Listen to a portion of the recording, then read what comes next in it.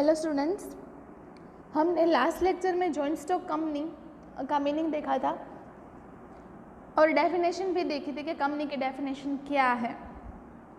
Today we are going to learn characteristics of company कि company के characteristics क्या है, कंपनी में क्या होता है, कंपनी कैसे होती है, कंपनी कैसे काम करती है, उसके कैरेक्टरिस्टिक्स आज हम देखने वाले हैं। उसका जो फर्स्ट एक फीचर है कंपनी का वो है legal personality. Company gets separate legal personality with its registration. Company उसके रजिस्ट्रेशन पे ही एक लीगल पर्सनालिटी उसको मिल जाती है। Company can sue its own in its own name, can enter into contract and can be sued against the company. मतलब कि कंपनी कोई भी एक लीगल पर्सन होती है, वो अपने नाम से काम करती है, कॉन्ट्रैक्ट में भी आ सकती है और कंपनी के नाम पे फिर केस भी हो सकता है। आपको पता है कि रिलायंस एक कंपनी है, लेकिन वो उसकी एक आइडेंटिटी है, वो किसकी है वो दूसरी बात है। अजंता है, रिलायंस है, टाटा है, ये सारी जो कंपनीज है वो एक एज पर लॉ होती है, वो उसका एक अलग अपना नेम से वो काम करती है। ठीक है। नेक्स्ट इसका फीचर है कि perpetual existence. Company has a separate legal entity by law. It is not affected by the circumstances like death, insolvency of members. A company can be brought to an end to only through liquidation process. मतलब कि company का and liquidation होती है तभी आता है, members की death होती है, इंसॉल्वेंसी, मेंबर्स का कुछ भी होता है तो कंपनी पे कुछ फर्क नहीं पड़ता है। ठीक है। उसके बाद है division of capital in small fraction. Capital of a company is divided into small parts. Each part is called share. A company can raise capital funds on large scale through the issue of shares. The purchaser of share is called shareholder of the company. और ये share जो purchase करता है उसको company का share holder बोलते हैं। तो इसमें जो कंपनी का शेयर का डिवीजन होता है वो छोटे छोटे कैपिटल से होता है। ठीक है। और फोर्थ उसका फीचर है कि easy transfer of share. Share holders can sell and purchase the share of a company subject to provisions of the company and law. Transfer and share is important characteristics of company. मतलब कि जो transfer of share है वो easily हो जाता है company का, मतलब कि ओनरशिप ट्रांसफ़र हो जाती है जल्दी से। तो ये बहुत ही अच्छा फीचर है कंपनी का। नेक्स्ट है common seal. A seal is affixed on contracts like certificates, documents and the day-to-day transaction of the company to express the concept of the company। मतलब कि सील कॉमन सील है company की, वो सभी contracts में, share documents में होती है। तो एक कॉमन सील कंपनी की होती है, वो भी एक अच्छा उसका एक कैरेक्टरिस्टिक्स है। उसके बाद है management. As the company it is an artificial person, the board of directors manage the company subject to the memorandum of association and articles of association.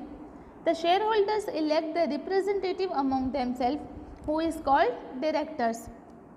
As a group of directors are known as board of directors who manage the company. Thus ownership and management are separate. मतलब कि company के owners कोई होते हैं और directors जो हैं वो काम करते हैं।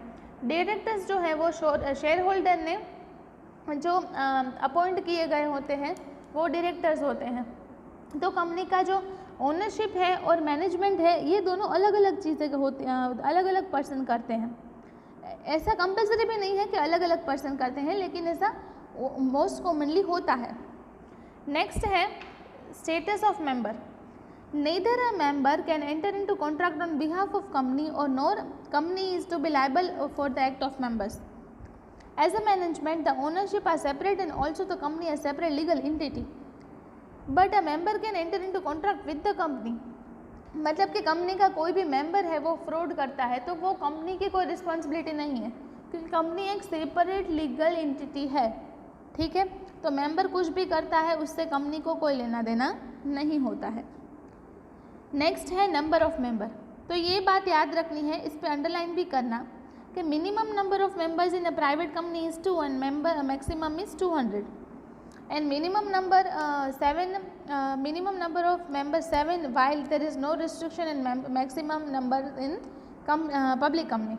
मतलब प्राइवेट कंपनी में मिनिमम 2 और मैक्सिमम 200 एंड जब पब्लिक कंपनी है तब मिनिमम 7 एंड मैक्सिमम पे कोई भी रिस्ट्रिक्शन नहीं होता है. नेक्स्ट है liability of members. Liability of members में बी लिमिटेड और unlimited. Liability of members is limited to share held by them in case of company limited by share. मतलब कि जितने शेयर लिए हैं उतने ही वो लोग लाइबल है. Companies with unlimited liability are rarely seen in reality. Liability of the members is limited or unlimited is stated in the memorandum of association. और liability of members की कितनी है वो एसोसिएशन में memorandum of association में ये सारी details मिलती है. नेक्स्ट है fundamental rights. A company gets separate legal entity by law, but company is not citizen of a country.